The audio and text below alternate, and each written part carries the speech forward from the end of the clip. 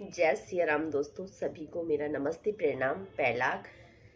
Hope करती हूँ सभी स्वस्थ होंगे, मस्त होंगे। मैं भी स्वस्थ ही हूँ, समझो। वैसे ज़्यादा स्वस्थ तो नहीं हूँ पर स्वस्थ ही हूँ लगभग। तो आज की ब्लॉग की स्टार्टिंग कर रही हूँ शाम के 4 बजे से। और मैं उठ चुकी हूँ, यानी कि मैं दिन में थोड़ा आराम करती हूँ। कभी आधा घंटा, कभी 1 घंटा, कभी 1.5 घंटा कर लेती हूँ, जिस हिसाब से मेरा दिन का काम कंप्लीट होता है। तो आज मैं पूरे पूरे 1 घंटे सोई हूँ, सो करके उठ चुकी हूँ। और मेरा लाडला बेटा अभी तक सोया हुआ है और उसकी दादी बाहर घूमने चली गई हैं। कभी 4 बजे चली जाती हैं, कभी 4:30 बजे, कभी 5 भी बज जाते हैं, जिस हिसाब से उनकी नींद खुलती है और जिस हिसाब से हमारा दिन का काम कंप्लीट होता है। दिन का काम यानी कि खाना वाना हम जल्दी खा लेते हैं तो जल्दी सो जाते हैं। थोड़ा आराम तो होना जरूरी है, क्योंकि आजकल धीरे धीरे दिन भी बड़े होने लग गए हैं। और मौसम का तो क्या ही बताऊं दोस्तों, मौसम तो गिरगिट की तरह रंग बदल रहा है। बोलो क्यों? कभी बूंदाबांदी हो रही है, कभी तेज हवाएं चल रही हैं, कभी खुला आसमान है, मतलब तेज चटक धूप खिली है, तो कभी बादल छा रहे हैं। पता नहीं इस मौसम ने भी इस बार क्या ठान रखी है, मुझे ये समझ में नहीं आ रहा है। तो मैं उठ करके थोड़ा बाल वाल बना करके तैयार हो चुकी हूँ। तैयार तो क्या ही हो चुकी, थोड़े बाल बूल संवार लिए हैं मैंने भी, और पानी वानी मैंने भर लिया है। और मैं ब्लॉग की स्टार्टिंग काफ़ी दिनों बाद कर रही हूँ। मेरा एक ब्लॉग आया है कल वाला और एक आज वाला। अब मैं लगभग लगभग कोशिश करूंगी कि डेली रूटीन में मैं ब्लॉग लेके आऊँ। हो जाता है दोस्तों कभी कुछ कभी कुछ, कभी मेरा ऐसे ही हो जाता है बच्चे के साथ ना, कभी ढिलाई हो जाती है उसके लिए। तो मैंने सोचा चलो, अब काफ़ी टाइम से मैं यही दिखा रही थी आप लोगों को, कुछ नया नहीं दिखा पा रही थी, तो मैंने कहा चलो क्या ही दिखाना है। तो मैं आज आपको दिखा रही हूँ कुछ खास, यानी कि अपने रूम का डेकोरेशन, जो कि हमने काफ़ी टाइम पहले कर लिया था, लेकिन मैं ब्लॉग नहीं बना पाई, शूट नहीं कर पाई ब्लॉग। तो चलो कोई बात नहीं, आज ही दिखा लेते हैं। तो मैं कुछ खास क्या दिखाने वाली हूँ बताओ। यहाँ पे हमारी जो अलमारी थी कपड़े वाली, बड़ी वाली, तो हमने वो हटा करके इधर शिफ्ट कर ली है। यानी कि इधर, ये देखो, इधर हमने ये अलमारी लगा ली। पहले ये इधर नहीं थी, इधर थी जहाँ पे टेबल है, ये देखो दरवाजे के साइड में ये वाली अलमारी लगा ली है। तो इसके ऊपर मैंने ये जो जैसे पहले सजाया रहता था ऐसे सजाया, कुछ अलग नहीं है। ये देखो, और ये बाहर वाले रूम में था जो मैंने ये बनाया था वॉल हैंगिंग करके। तो ये इसका जो मैंने ऑनलाइन ऑर्डर करा था, बड़ा गंदा निकला। वो चिपकाने वाला दीवार पे वो बार बार निकल जाता था, मैं चिपकाते रहती थी, लेकिन अब तो चिपक ही नहीं रहा है वो। तो ये निकल चुका है, मैंने यहीं पे एडजस्ट किया है फिलहाल इसके लिए। तो चलो कोई बात नहीं। ये सक्षम की गुड़िया देखो, जब सक्षम की नानी आई थी ना तब लेके आए थे हम, यादें हैं बस। और बाकी तो क्या ही है, नया टेबल हमने लिया है। देखो यहाँ पे, ये इसलिए लिया है क्योंकि यहाँ पे खाली खाली लग रहा था। जो ये अन्य सामान है इन्हें रखने के लिए भी नहीं हो रहा था, और ऊपर से सक्षम के लिए पढ़ने के लिए भी नहीं हो रहा था। तो हमने कहा इससे सक्षम को पढ़ने के लिए भी हो जाएगा, इसमें कुछ सामान जो एक्स्ट्रा है जमीन में रखने हो रहे थे तो टेबल में आ जाएगा। तो क्यों दोस्तों, सही किया ना हमने। और मंदिर हमने देखो पहले नीचे रखा रहता था अलमारी के ऊपर से, छोटी अलमारी के ऊपर, तो अब हम ऊपर रख लगा लिया है हमने दीवार। और ये शीशा नहीं था इस पे, पहले ऐसी था, एडजस्ट कर रखा हम लोगों ने, चुन्नी लगाई थी, अब हमने ये शीशा भी लगवा लिया है। तो अच्छा लग रहा है। ऊपर से मैंने ये भी टांग लिया है, अब ये पर्दा ऊपर से अभी भी साफ दिखाई दे रहा है, बट ये है थोड़ा वैसा गंदा वाला नहीं दिखाई दे रहा है। ये भी मैंने कोशिश करी थी इसको ढकाने की। तो चलो, बाहर का तो वही है हाल, कुछ अलग नहीं है, बस अंदर अंदर का किया था मैंने। दोस्तों, लंबे बालों का शौक किन किन को है? मुझे तो लंबे बालों का शौक नहीं है, था पहले लेकिन अब नहीं है बिल्कुल भी। अब मेरे बाल ना थोड़ा घने हो गए हैं, पता है आजकल, मतलब हेयर फॉल कम हो रहा है, यानी कि बाल कम झड़ रहे हैं मेरे, देखो। और लंबे भी हो गए हैं मेरे बाल, देखो ये देखो, मेरी हाइट के बराबर होने वाले हैं, देखो इतने लंबे बाल, मतलब ये देखो। और हेयर फॉल भी कम हो रहा है आजकल, पता नहीं क्यों हो रहा होगा। लगता है शरीर को सभी तत्व मिल रहे हैं शायद, है ना। प्रोटीन तो सबसे ही जरूरी होता है बालों के लिए, जो कि जिससे प्रोटीन की यानी कि शरीर में पूर्ति हो रही होगी तो हमारे बाल कम गिरते हैं और चमकदार भी होते हैं, सिल्की भी रहते हैं। तो लगता है मुझे शरीर को मिल ही रहा है कुछ खाद्य पदार्थ, जिसकी कमी के चलते मेरे बाल गिर रहे थे, लेकिन आजकल नहीं गिर रहे हैं। हो सकता है मौसम का, पानी का भी कुछ असर हो रहा होगा। आजकल मौसम भी ज़्यादा कुछ ठीक तो नहीं है, बट ये है बरसात में ज़्यादा निकलते हैं ना बाल, आजकल मेरे बाल नहीं निकल रहे हैं। तो आप लोग क्या लगाते हो कमेंट्स में बताना, फिर मैं आप लोगों को सजेस्ट करूंगी कि मैं कौन सा शैम्पू करती हूँ, कौन सा तेल लगाती हूँ। वैसे ज़्यादा केयर तो मैं करती नहीं हूँ, मुझे तो लगता है ये जिसका बढ़ने का होगा वो खुद से ही बढ़ जाते हैं, लेकिन थोड़ा बहुत केयर भी, जब बाल निकल रहे होते हैं तो चिंता भी होती है कि यार मेरे इतने ज़्यादा बाल निकल रहे हैं देखो।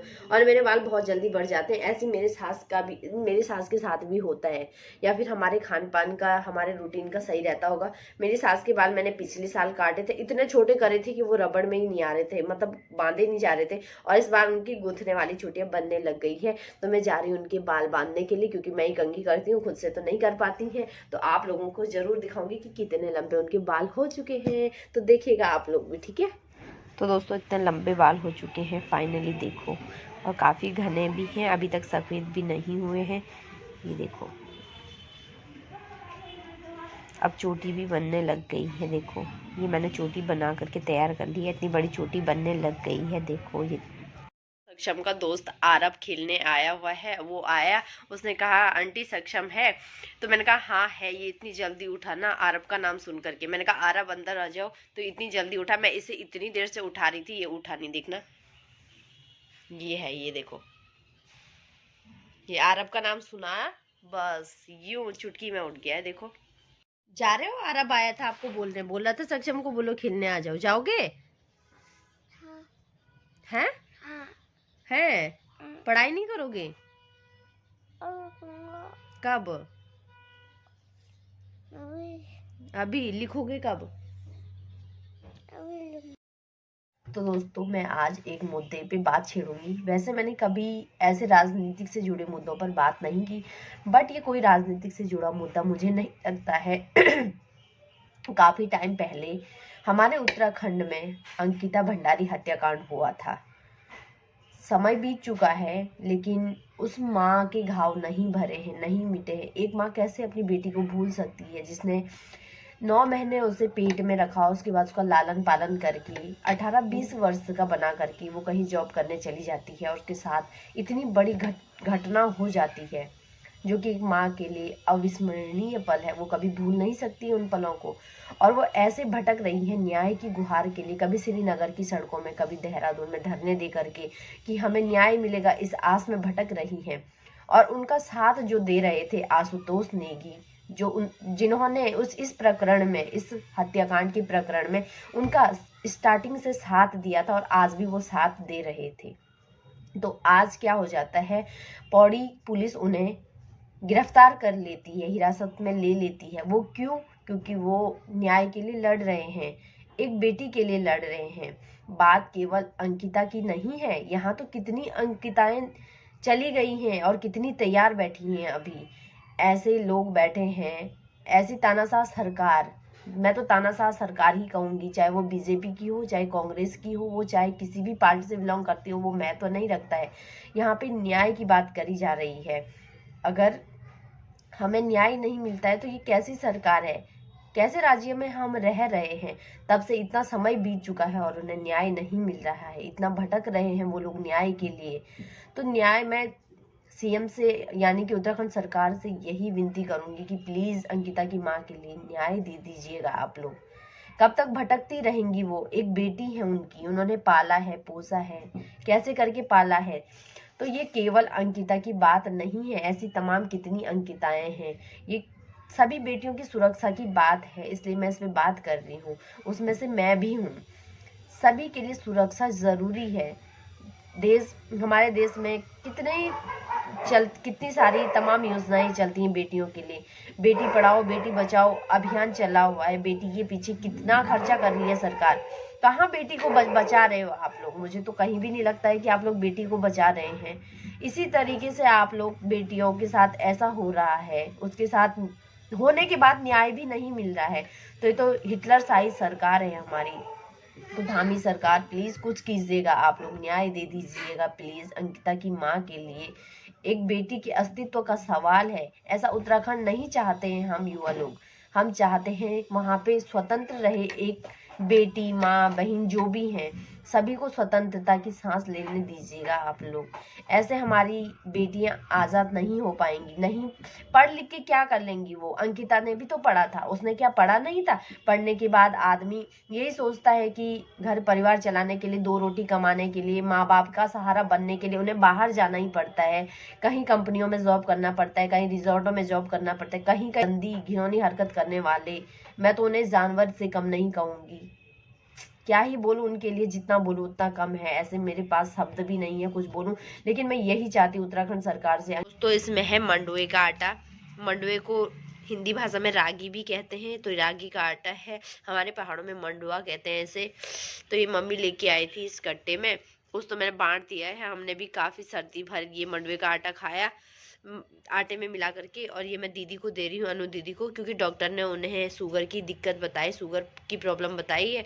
तो इससे काफ़ी हद तक शुगर कंट्रोल होता है मंडुए का आटा खाने से। तो क्यों ना मेरी हेल्प से उनका भी थोड़ा कष्ट दूर हो जाए, कष्ट का निवारण हो जाए। तो मैं थोड़ा हेल्प करती हूँ उनकी। गांव घरों में लोग मंडुए के आटे का सेवन काफ़ी हद तक करते हैं, काफ़ी रोटियां बनाते हैं मंडुए की हमारे पहाड़ों में। अब यहाँ तो शहरों में कहाँ मिलता है मंडुए का आटा। ये मम्मी लेके आई थी, तो मैं ये अनु दीदी को दे रही हूँ, क्योंकि उन्हें शुगर की दिक्कत बताई है डॉक्टर ने। तो शुगर कंट्रोल होता है मंडुए का आटा खाने से। तो आप लोग भी ट्राई करना, जो शुगर के मरीज होंगे, तो काफ़ी हद तक शुगर कंट्रोल होता है। और ये बड़ा देखो निकाल के, बस हो गया, गिर जाएगा वो। तो उनकी प्रॉब्लम को थोड़ा कम कर देती हूँ। अगर हमसे किसी की प्रॉब्लम में थोड़ा हेल्प मिलती है तो ज़रूर हेल्प कीजिएगा। मेरी भी एक छोटी सी कोशिश रहती है कि किसी के दर्द को कम करना चाहिए। तो मैं उनकी हेल्प के लिए मंडुए का आटा उन्हें देने जा रही हूँ। तो ये हैं अनु दीदी, इन्हें 1 हफ्ता हो गया, 1 हफ्ते से बीमार पड़ी हैं, हालत डाउन हो रखी है बीमारी से। तो इन्होंने डॉक्टर ने नमूनिया बताया हुआ है इन्हें, और शुगर की भी दिक्कत बताई है। तो देखो मीनू दीदी की भी हालत डाउन है, दीदी की भी पता नहीं अचानक से इनकी तबीयत खराब हुई थी, और आज तो थोड़ा आराम है ना। हाँ